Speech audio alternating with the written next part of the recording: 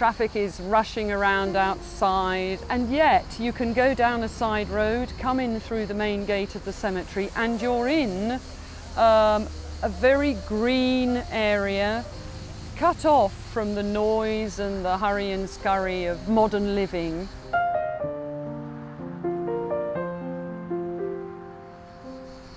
In the 1700s and 1800s, the foreigners that came here were usually from North America and Northern Europe on the whole, and they tended to be Protestant. So for many years the cemetery was called the Protestant Cemetery. People were buried at the foot of the pyramid of Caius Cestius, who was of course himself a pagan, if we want to look at it that way. He was the head gravestone in that field. Then in the 1950s, the people who ran the cemetery looked around and said, but hold on, this is a cemetery for foreigners, and a lot of the foreigners are not actually Protestants. So let's call it the non-Catholic cemetery for foreigners.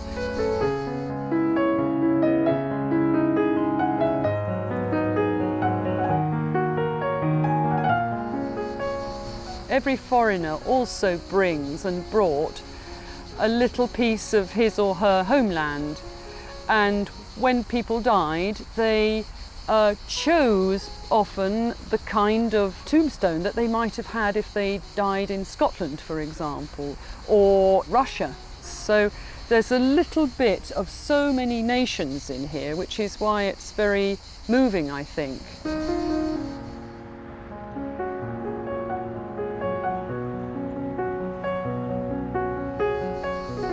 We have the grave of Antonio Gramsci. Gramsci, political philosopher, founder of the Communist Party in Italy. He was buried here because he was married to a Russian lady whose family already had a tomb here.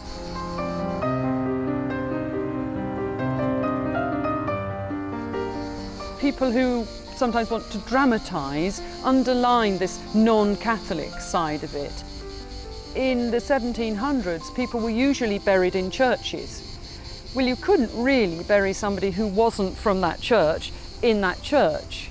It's as simple as that, really. And so, for practical reasons, it was decided to start burying them right on the outskirts of the city, where nobody would be offended, but where death was respected. All very practical solutions to what could have been a delicate political problem, really.